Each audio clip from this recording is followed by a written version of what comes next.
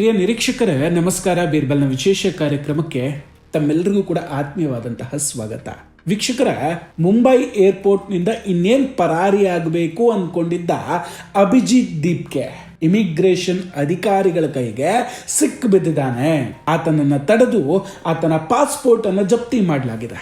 ಕಳೆದ ರಾತ್ರಿ ಇದ್ರ ಬಗ್ಗೆ ನಾವೊಂದು ವಿಡಿಯೋವನ್ನ ಕೂಡ ಮಾಡಿದ್ವಿ. ಆದರೆ ತುಂಬಾ ಮಂದಿಗೆ ಈ ಸುದ್ದಿಯ ಬಗ್ಗೆ ಸಹಜವಾಗಿ ಅನುಮಾನ ಇತ್ತು. ಅಫ್ಕೋರ್ಸ್ ಈಗಲೂ ಕೂಡ ತುಂಬಾ ಜನರಿಗಿದೆ. ಯಾಕಂದ್ರೆ ಈ ಸುದ್ದಿ ಇದುವರೆಗೂ ಕೂಡ ಯಾವುದೇ ಮೈನ್ ಸ್ಟ್ರೀಮ್ ಮೀಡಿಯಾಗಳಲ್ಲಿ ಪ್ರಸಾರ ಆಗ್ತಾ ಇಲ್ಲ. ಕೇವಲ ಕೆಲವೊಂದು ವೆಬ್ ಪೋರ್ಟಲ್ಗಳಲ್ಲಿ ಮಾತ್ರ ಈ ವರದಿ ಪ್ರಕಟ ಆಗ್ತಾ ಇದೆ. ಸೊ ನಾವು ಕೂಡ ಈ ಸುದ್ದಿಯ ಸತ್ಯಾಸತ್ಯತೆಯನ್ನ ಪರಿಶೀಲನೆ ಮಾಡಿದಾಗ ಇದು ಖಂಡಿತ ನಿಜವಾದ ಮತ್ತು ಅಧಿಕೃತ ಸುದ್ದಿ ಅನ್ನೋದು ಈಗ ಖಾತ್ರಿಯಾಗಿದೆ. ಈಗ ನಾವು ಈ ಸುದ್ದಿಯ ಆಳಕ್ಕಿಳಿದು ಇದರ ಹಿಂದಿರುವಂತಹ ಅಸಲಿ ಸತ್ಯ ಏನು ಅನ್ನೋದನ್ನ ಎಳೆ ಎಳೆಯಾಗಿ ಬಿಚ್ಚಿಡ್ತೇವೆ ವೀಕ್ಷಕರೇ. ಅಷ್ಟೇ ಅಲ್ಲ, ಇವತ್ತಿನ ವಿಡಿಯೋದಲ್ಲಿ ಇನ್ನೊಂದು ಪ್ರಮುಖವಾದ ಸುದ್ದಿ ಕೂಡ ಇದೆ. ದೆಹಲಿಯ 5 ಸ್ಟಾರ್ ಹೋಟೆಲ್ನಲ್ಲಿ ದೀಪ್ಕೆಯ ಒಂದು ವಿಡಿಯೋ ಸಿಕ್ಕಾಪಟ್ಟ ವೈರಲ್ ಆಗ್ತಿದೆ. ಅದರ ಜೊತೆಗೆ ನನ್ನ ಮಗನನ್ನ ಬಿಟ್ಟು ಬಿಡಿ ಅಂತ ದೀಪ್ಕೆಯ ಪೋಷಕರು ಗೋಳಾಡ್ತಾ ಇದ್ದಾರೆ. ಇದೆಲ್ಲದರ ಬಗ್ಗೆ ಮಾತಾಡ್ತಾ ಹೋಗ್ತೀನಿ. ವಿಡಿಯೋವನ್ನ ಕೊನೆವರೆಗೂ ಮಿಸ್ ಮಾಡದೆ ನೋಡಿ. ಇನ್ನೂ ಕೂಡ ನಮ್ಮ ಬೀರ್ಬಲ್ ಚಾನಲ್ ಅನ್ನ ಸಬ್ಸ್ಕ್ರೈಬ್ ಮಾಡಿಲ್ಲ ಅಂದ್ರೆ ಈ ಕೂಡಲೇ ಸಬ್ಸ್ಕ್ರೈಬ್ ಮಾಡಿ ಹಾಗೂ ಬೆಲ್ ಐಕಾನ್ ಅನ್ನು ಕ್ಲಿಕ್ ಮಾಡಿ. ವೀಕ್ಷಕರ, ಮೊದಲಿಗೆ ನಾವು ಅಭಿಜಿತ್ ದೀಪ್ಕೆಯ ಪಾಸ್ಪೋರ್ಟ್ ಜಪ್ತಿಯಾಗಿರುವ ಸುದ್ದಿಯ ಬಗ್ಗೆ ಡೀಟೇಲ್ ಆಗಿ ಮಾತಾಡೋಣ. ಮಹಾರಾಷ್ಟ್ರದ ಲಾತೂರ್ ಜಿಲ್ಲೆಯಲ್ಲಿ ಅಭಿಜಿತ್ ದೀಪ್ಕೆ ವಿರುದ್ಧ ಗಂಭೀರವಾದಂತಹ ಒಂದು FIR ದಾಖಲಾಗಿತ್ತು. ಸೊ ಯಾವಾಗ ಬೇಕಾದರೂ ದೀಪ್ಕೆಗೆ ಅರೆಸ್ಟ್ ಆಗ್ತೀನಿ ಅನ್ನೋದು ಖಾತ್ರಿ ಆಗುತ್ತೆ. ಕೂಡಲೇ ಆತ ಭಾರತದಿಂದ ಅಮೆರಿಕಕ್ಕೆ ಓಡ್ ಹೋಗೋದಕ್ಕೆ ಮುಂಬೈ ಅಂತಾರಾಷ್ಟ್ರೀಯ ವಿಮಾನ ನಿಲ್ದಾಣಕ್ಕೆ ಬಂದು ತಲುಪಿದ್ದ. ಆದರೆ ಆತ ಅಂದ್ಕೊಂಡಷ್ಟು ಸುಲಭವಾಗಿ ದೇಶವನ್ನು ಬಿಟ್ಟು ಹೋಗೋದಕ್ಕೆ ಆತನಿಗೆ ಸಾಧ್ಯ ಆಗಿರಲಿಲ್ಲ. ಅಭಿಜಿತ್ ದೀಪ್ಕೆ ಇಮಿಗ್ರೇಷನ್ ಕೌಂಟರ್ಗೆ ತಲುಪಿ ತನ್ನ ಪಾಸ್ಪೋರ್ಟ್ ಅನ್ನ ಅಧಿಕಾರಿಗಳಿಗೆ ಕೊಟ್ಟಾಗ ಅಧಿಕಾರಿಗಳದನ್ನ ಸಿಸ್ಟಮ್ನಲ್ಲಿ ಸ್ಕ್ಯಾನ್ ಮಾಡ್ತಾರೆ. ಆಗ ತಕ್ಷಣವೇ ಕಂಪ್ಯೂಟರ್ ಸಿಸ್ಟಮ್ನಲ್ಲಿ ಒಂದು ರೆಡ್ ಅಲರ್ಟ್ ಕಾಣಿಸ್ಕೊಂಡಿತ್ತು. ಯಾಕಂದ್ರೆ ಕೇಂದ್ರ ಗೃಹ ಸಚಿವಾಲಯ ಮತ್ತು ದೇಶದ ಭದ್ರತಾ ಏಜೆನ್ಸಿಗಳು ಈತನ ವಿರುದ್ಧ ಲುಕ್ಔಟ್ ಸರ್ಕ್ಯುಲರ್ ಅನ್ನ ಜಾರಿ ಮಾಡಿರ್ತವೆ. ಲಾತೂರ್ನಲ್ಲಿ ದಾಖಲಾಗಿದ್ದಂತಹ ಕ್ರಿಮಿನಲ್ ಪ್ರಕರಣದ ಹಿನ್ನೆಲೆಯಲ್ಲಿ ಈ ಕ್ರಮ ತೆಗೆದುಕೊಳ್ಳಲಾಗುತ್ತೆ. ಕೂಡಲೇ ಇಮಿಗ್ರೇಷನ್ ಅಧಿಕಾರಿಗಳು ನಿಯಮಗಳ ಅಡಿಯಲ್ಲಿ ಆತನ ಪಾಸ್ಪೋರ್ಟ್ ಅನ್ನ ಜಪ್ತಿ ಮಾಡ್ಕೊಳ್ತಾರೆ ಮತ್ತು ಆತನನ್ನ ವಿಮಾನ ಹತ್ತದಂತೆ ತಡೆದು ದೇಶದಿಂದ ಹೊರ ಹೋಗದಂತೆ ತಡೀತಾರೆ. ಸದ್ಯಕ್ಕೆ ಈತನಿಗೆ ವಿದೇಶಕ್ಕೆ ಹಾರೋದಕ್ಕಂತೂ ಅವಕಾಶ ಇಲ್ಲ. ಜೊತೆಗೆ ಭಾರತದಲ್ಲೇ ಉಳಿದು ಕಾನೂನು ಹೋರಾಟವನ್ನು ಎದುರಿಸಬೇಕಾಗಿದೆ. ವೀಕ್ಷಕರೇ, ಇಲ್ಲಿ ಮತ್ತೊಂದು ವಿಷಯ ಏನಂದ್ರೆ, ದೀಪ್ಕೆಯ ತಂದೆ ತಾಯಿ ಈಗ ಗೋಳಾಡೋದಕ್ಕೆ ಶುರು ಮಾಡ್ಕೊಂಡಿದ್ದಾರೆ. ಅವ್ರು ಹೇಳೋದೇನಂದ್ರೆ, ನನ್ನ ಮಗನಿಗೆ ಮುಂದೆ ಓದೋದಕ್ಕೆ ಮತ್ತು ಜೀವನದಲ್ಲಿ ಬೆಳೆಯೋದಕ್ಕೆ ಅವಕಾಶ ಕೊಡಿ. ಆತ ಇದೆಲ್ಲವನ್ನ ಬಿಟ್ಟು ಅಮೆರಿಕಾಗೆ ಮರಳಿ ತನ್ನ ವಿದ್ಯಾಭ್ಯಾಸವನ್ನ ಮುಂದುವರಿಸಬೇಕು ಅಂತ ಬೇಡ್ಕೊಳ್ತಾ ಇದ್ದಾರೆ. ಆದರೆ ದೀಪ್ಕೆಯ ಜೊತೆ ಇರುವಂತಹ ಸಹೋದ್ಯೋಗಿಗಳು ಅಥವಾ ಸ್ನೇಹಿತರು ಹೇಳ್ತಾ ಇರೋದೇನೆಂದ್ರೆ, ಈತ ಅಮೆರಿಕಕ್ಕೆ ಹೋಗಬಾರ್ದು, ಇಲ್ಲೇ ಇವ್ರ ಜೊತೆ ಇದ್ದು ಹೋರಾಟ ಮಾಡಬೇಕು, ಒಟ್ಟಿಗೆ ಕೆಲಸ ಮಾಡಬೇಕು ಅಂತ. ಯಾರೇನೇ ಹೇಳಿದ್ರು ಸದ್ಯಕ್ಕಂತೂ ದೀಪ್ಕೆ ಅಮೆರಿಕಾಗೆ ಹೋಗೋದಕ್ಕಂತೂ ಖಂಡಿತ ಸಾಧ್ಯ ಇಲ್ಲ. ಸೊ ಈ ಟಾಪಿಕ್ ಇಲ್ಲಿಗೆ ಕ್ಲೋಸ್. ಈಗ ಎರಡನೇ ವಿಷಯಕ್ಕೆ ಬರೋಣ. ಇತ್ತೀಚೆಗೆ ನವದೆಹಲಿಯ 5 ಸ್ಟಾರ್ ಹೋಟೆಲ್ನಲ್ಲಿ ನ್ಯೂಸ್ 24 ವಾಹಿನಿ ಒಂದು ವಿಶೇಷವಾದಂತಹ ಸಂವಾದ ಕಾರ್ಯಕ್ರಮವನ್ನು ಏರ್ಪಡಿಸಿತ್ತು. ಈ ವೇದಿಕೆಯಲ್ಲಿ ಅಶುತೋಷ್ ರಾಖಾ, ಅಭಿಜಿತ್ ದೀಪ್ಕೆ ಮತ್ತು ಸೌರಭ್ ದಾಸ್ ಒಟ್ಟಿಗೆ ಕೂತ್ಕೊಂಡಿರ್ತಾರೆ. ಈ ವೇಳೆ ಸ್ಟೇಜ್ನಲ್ಲಿದ್ದಂತಹ ಆಂಕರ್ ಒಂದು ಪ್ರಶ್ನೆಯನ್ನ ಕೇಳ್ತಾರೆ ಇವರಿಗೆ. ನಿಮ್ಮ ಪ್ರಕಾರ ದೇಶದ ಅತ್ಯುತ್ತಮ ಮುಖ್ಯಮಂತ್ರಿ, ಬೆಸ್ಟ್ CM ಯಾರು ಅಂತ. ಅದಕ್ಕೆ ಈ ಅಭಿಜಿತ್ ದೀಪ್ಗೆ ಕೊಟ್ಟಂತಹ ಉತ್ತರ ಇತ್ತಲ್ಲ, ನಿಜಕ್ಕೂ ಆಶ್ಚರ್ಯ ಮತ್ತು ಕಾಮಿಡಿ ಅನ್ಸ್ಬಿಡುತ್ತೆ. ಅಭಿಜಿತ್ ದೀಪ್ಗೆ ಯಾರ ಹೆಸರನ್ನು ಹೇಳ್ತಾನೆ ಗೊತ್ತಾ?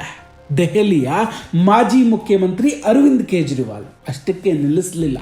ತಮಿಳುನಾಡಿನ MK ಸ್ಟಾಲಿನ್ ಜೊತೆಗೆ ಕೇರಳದ ಪಿಣರಾಯಿ ವಿಜಯನ್ ಅವರ ಹೆಸರನ್ನು ಕೂಡ ಹೇಳಿಕೊಂಡು ಇವರೇ ದೇಶದ ಅತ್ಯುತ್ತಮ ಮುಖ್ಯಮಂತ್ರಿಗಳು ಅಂತ ಹೇಳ್ತಾನೆ.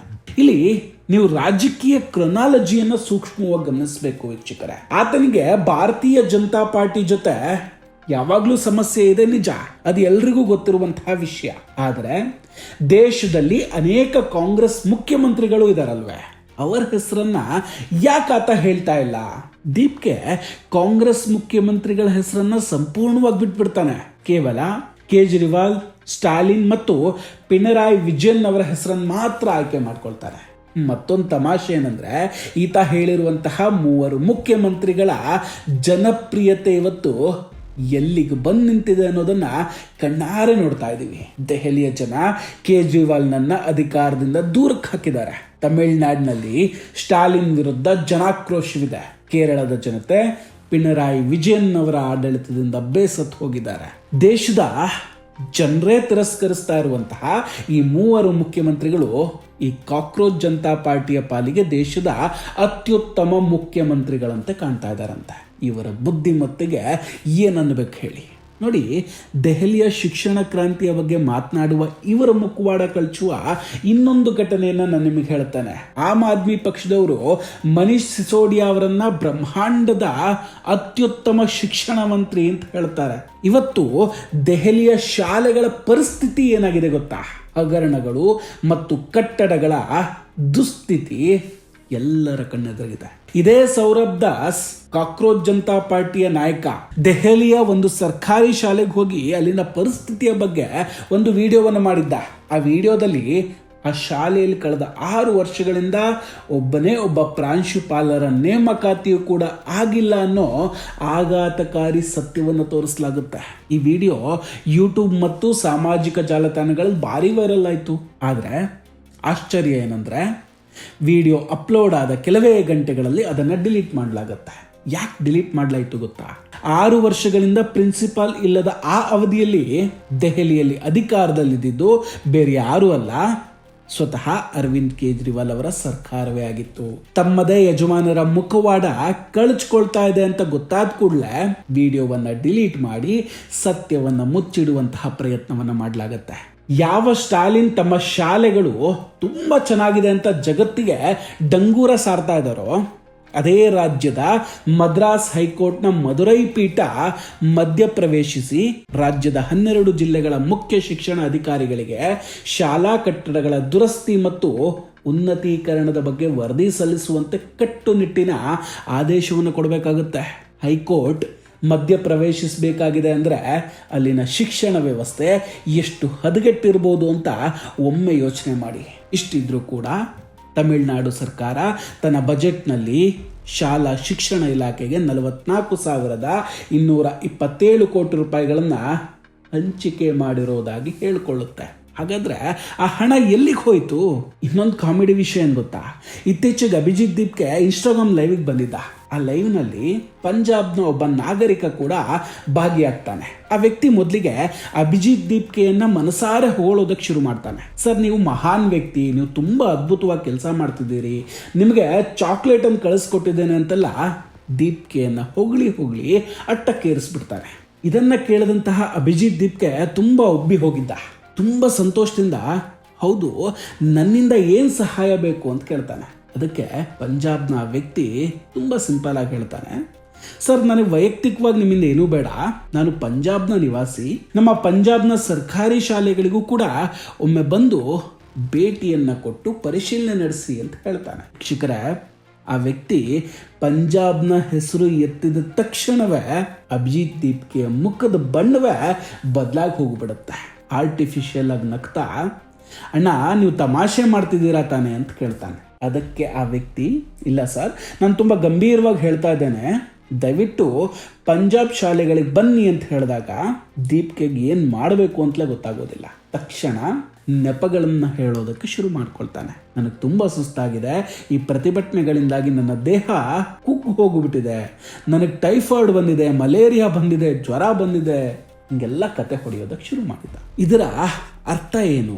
ಸ್ಪಷ್ಟವಾಗಿದೆ. ಕಾಕ್ರೋಚ್ ಜನತಾ ಪಾರ್ಟಿಯವರು ಯಾವತ್ತೂ ಕೂಡ ಪಂಜಾಬಿಗೆ ಹೋಗೋದಿಲ್ಲ. ಯಾಕೆ ಹೋಗೋದಿಲ್ಲ ಅಂದ್ರೆ, ಪಂಜಾಬ್ನಲ್ಲಿ ಆಮ್ ಆದ್ಮಿ ಸರ್ಕಾರ ಇದೆ. ತಮ್ಮದೇ ಯಜಮಾನರಾದ ಕೇಜ್ರಿವಾಲ್ ಮತ್ತು ಭಗವಂತ್ ಮಾನ್ ಅವರ ಸರ್ಕಾರದ ಶಾಲೆಗಳನ್ನ ಪರಿಶೀಲಿಸಿದ್ರೆ, ಅಲ್ಲಿನ ದುಸ್ಥಿತಿಯನ್ನ ಜಗತ್ತಿಗೆ ತೋರಿಸಿದ್ರೆ ತಮ್ಮ ಬೇಳೆ ಬೇಯೋದಿಲ್ಲ ಅನ್ನೋದು ಚೆನ್ನಾಗಿ ಗೊತ್ತಿದೆ. ವೀಕ್ಷಕರೇ, ಯಾವಾಗ್ಲೂ ಅಷ್ಟೇ, ಜನ ಒಂದೇ ಸಲ ಅಟ್ಟಕ್ಕೆ ಏರಿಸ್ಬಿಡ್ತಾರೆ ಅಂದ್ರೆ ತುಂಬಾ ದಿನ ಇರೋದಿಲ್ಲ ಅಂತಲೇ ಅರ್ಥ. ಅಟ್ಟಕ್ಕೆ ಏರಿಸಿದಂತಹ ಅದೇ ಜನರು ಅಷ್ಟೇ ಬೇಗ ಕೆಳಗೆ ಹಾಕಿ ತುಳಿಯೋದನ್ನು ಕೂಡ ನಾವು ನೋಡಿದ್ದೇವೆ. ಈಗಾಗಲೇ ಜಿರಳೆಗಳನ್ನು ಕಂಡಲ್ಲಿ ಅಟ್ಟಾಡಿಸಿ ಹೊಡೆಯೋದಕ್ಕೆ ಜನ ಶುರು ಮಾಡ್ಕೊಂಡಿದ್ದಾರೆ. ಖಂಡಿತ ಇನ್ನು ಮುಂದೆ ಮಾರಿ ಹಬ್ಬವೇ ಇದೆ. ವೀಕ್ಷಕರೇ, ಇದೆಲ್ಲದರ ಬಗ್ಗೆ ನಿಮ್ಮ ಅಭಿಪ್ರಾಯ ಏನು? ದಯವಿಟ್ಟು ಕಮೆಂಟ್ ಮಾಡಿ ತಿಳಿಸಿ. ನಾವು ಕೊಟ್ಟಂತಹ ಮಾಹಿತಿಗಳು ನಿಮ್ಗೆ ಇಷ್ಟ ಆಗಿದ್ದರೆ ವಿಡಿಯೋವನ್ನು ಲೈಕ್ ಮಾಡಿ ಹಾಗೂ ಶೇರ್ ಮಾಡಿ. ಇನ್ನೂ ಕೂಡ ನಮ್ಮ ಬೀರ್ಬಲ್ ಚಾನಲನ್ನು ಸಬ್ಸ್ಕ್ರೈಬ್ ಮಾಡಿಲ್ಲ ಅಂದರೆ ಈ ಕೂಡಲೇ ಸಬ್ಸ್ಕ್ರೈಬ್ ಮಾಡಿ ಹಾಗೂ ಬೆಲ್ ಐಕಾನನ್ನು ಕ್ಲಿಕ್ ಮಾಡಿ. ನಮಸ್ಕಾರ, ಟೇಕ್ ಕೇರ್ ಆ್ಯಂಡ್ ಬಾಯ್. ಮತ್ತೆ ಭೇಟಿಯಾಗೋಣ. ಜೈ ಹಿಂದ್.